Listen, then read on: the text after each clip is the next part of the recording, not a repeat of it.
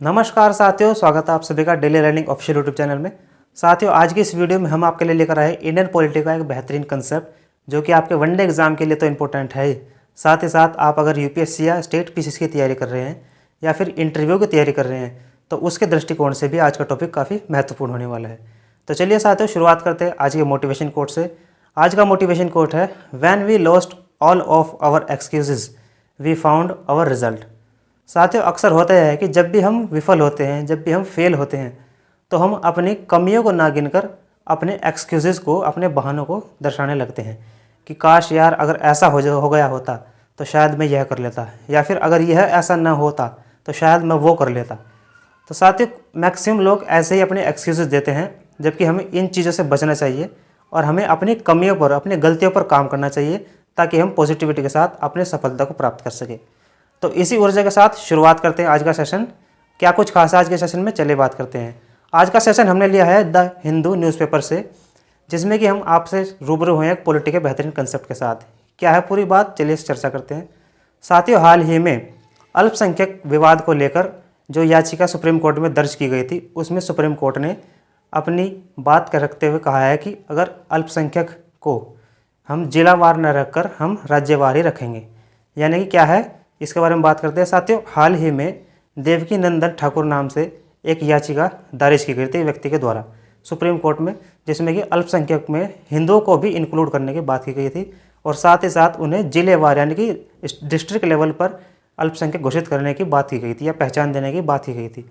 जबकि supreme court ने उनकी याचिका को खारिज करते हुए कहा है कि अल्पसंख्यक समुदाय का निर्धारण करना यह राज्य के ऊपर डिपेंड करता है और वह राज्य के स्तर पर, राज्य के लेवल पर ही डिस्ट्रीब्यूट या पहचान दिला सकते हैं, जिले के स्तर पर नहीं दिला सकते।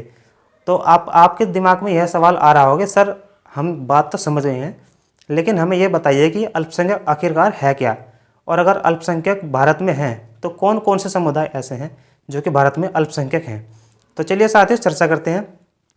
साथियों, हाल ही में जो राष्ट्रीय अल्पसंख्यक आयोग अधिनियम 1992 की धारा 2C है, उसमें देवकी नंदन ठाकुर जी ने संशोधन करने को कहा है और उन्होंने कहा है कि इसे असंवैधानिक घोषित किया जाना चाहिए क्योंकि आर्टिकल 14, 15, 21, 29 और 30 का इसमें हनन हो रहा है। कैसे हनन हो रहा है इसके बारे में थोड़ी चर्चा करेंगे और कौन है अल्पसंख्यक इसके बारे में थोड़ी चर्चा करेंगे। तो साथियों, 23 अक्टूबर 1993 को सबसे पहले केंद्र सरकार ने अल्पसंख्यक का दर्जा 6 समुदायों को दिया। किस आधार पर दिया? तो साथियों, भाषाई और धार्मिक आधार पर जो भी माइनॉरिटीज़ है, जो भी जनसंख्या में कम लोग हैं, उन्हें केंद्र सरकार ने अल्पसंख्यक का समुदायों का दर्जा दिया। साथ ही साथ बात करें अल्पसंख्यक की, तो अल्पसंख्यक के लिए भारतीय संविधान में आर्टिकल 29 और 30 का प्रावधान किया गया है जिससे कि उनकी सुरक्षा की जा सके। क्या है आर्टिकल 29 और 30, चलिए बात करते हैं। आर्टिकल 29 में लिखा गया है कि अल्पसंख्यक वर्गों के हितों का संरक्षण किया जाए, उन्हें भाषाई आधार पर या जाति के आधार पर या किसी भी अन्य ऐसे आधार पर शिक्षा से वंचित न किया जाए, शिक्षण संस्थानों से वंचित न किया जाए। साथ ही साथ आर्टिकल 30 में लिखा गया है कि वह अपने हिसाब से अपने शिक्षण संस्थानों की स्थापना कर सकते हैं, उन्हें किसी भी प्रकार की कोई भी रोक टोक नहीं होगी, वह अपने शिक्षा को अपने स्तर पर यहाँ पर दे सकते हैं, बांट सकते हैं। तो साथियों, आपके दिमाग में आ रहा होगा कि जो यह विवाद हिंदुओं को लेकर हो रहा है, तो यह विवाद हिंदुओं को लेकर क्यों हो रहा है। जैसे कि हमने आपसे बताया कि अल्पसंख्यक जो है वो जनसंख्या के आधार पर, माइनॉरिटीज़ के आधार पर यहाँ पर घोषित किए जाते हैं, भाषाई और धार्मिक आधार पर। तो साथियों, अगर हम 2011 की जनगणना के आधार पर बात करें तो भारत में बहुत से ऐसे राज्य और बहुत से ऐसे केंद्र शासित प्रदेश हैं जिसमें कि हिंदुओं को भी माइनॉरिटीज़ का दर्जा दिया जाना चाहिए। क्या कह लीजिए कि उसमें हिंदुओं की जो संख्या है बहुत ही कम है। जैसे लक्षद्वीप की बात की जाए तो वहाँ पर 2.5% हिंदू मौजूद हैं, वहीं मिजोरम में 2.75%, ऐसे ही नागालैंड में, मेघालय में, जम्मू कश्मीर में, अरुणाचल प्रदेश में, मणिपुर में और पंजाब में, इन ऐसे राज्य और केंद्र शासित प्रदेशों में कुल मिलाकर हिंदुओं की जो संख्या है बहुत ही कम है।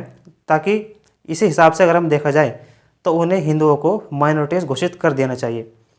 तो इसी चर्चा को आगे बढ़ाते हुए सुप्रीम कोर्ट ने बात कही है कि हिंदुओं को, हिंदू हो या किसी भी समुदाय को, अगर हम अल्पसंख्यक के तौर पर समुदाय को घोषित करते हैं तो इसमें वह पूरे तरीके से राज्य पर डिपेंड करता है।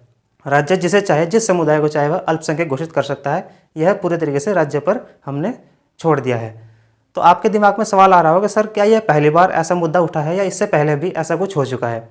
तो साथियों, आपकी जानकारी के लिए हम बता दें कि इससे पहले भी कई बार यह मुद्दा सुप्रीम कोर्ट में पहुंच चुका है। जैसे कि आप देख लीजिए केरल शिक्षक अधिनियम मामला जो 1958 का था, या फिर आप डीएवी कॉलेज वर्सेस पंजाब 1971 का मामला ले लीजिए, या फिर टीएमए पाई केस 2002 का जो कि काफ़ी विख्यात है उसे ले लीजिए, या फिर बाल पाटिल केस 2005 का ले लीजिए। इन सभी में हिंदू माइनॉरिटीज़ को लेकर इसी प्रकार से विवाद हुआ है और सुप्रीम कोर्ट ने यही बात बार बार दोहराने की कोशिश की है कि अल्पसंख्यक समुदाय का निर्धारण केंद्र सरकार तो करती ही है, साथ ही साथ राज्य सरकार भी अपने हिसाब से अल्पसंख्यकों को यहाँ पर घोषित कर सकती है कि कौन समुदाय अल्पसंख्यक हो सकता है। तो साथ ही उम्मीद करता हूँ कि अल्पसंख्यक कौन है और किस प्रकार से भारत में अल्पसंख्यकों का बंटवारा हुआ है ये आप जान चुके होंगे। अगर आप इस पूरी वीडियो को ध्यान से देख रहे होंगे तो मुझे लगता है कि आप पूरे तरीके से समझ चुके होंगे और इस वीडियो को लाइक ज़रूर करेंगे अगर यह आपको पसंद आई होगी। और अगर पसंद आई होगी तो लाइक करने के साथ साथ आप इसे शेयर जरूर कीजिए और हमारे चैनल को शायद अभी तक आपने सब्सक्राइब कर दिया होगा। तो मिलते हैं साथियों इसी ऊर्जा के साथ एक नई वीडियो में नए कॉन्सेप्ट के साथ। तब तक स्वस्थ रहिए, मस्त रहिए, छोटों को प्यार दीजिए, बड़ों का सम्मान कीजिए और अपने व्यक्तित्व को इस प्रकार से विकसित कीजिए कि महिलाएं आपके साथ सुरक्षित महसूस करें। जय हिंद, वंदे मातरम।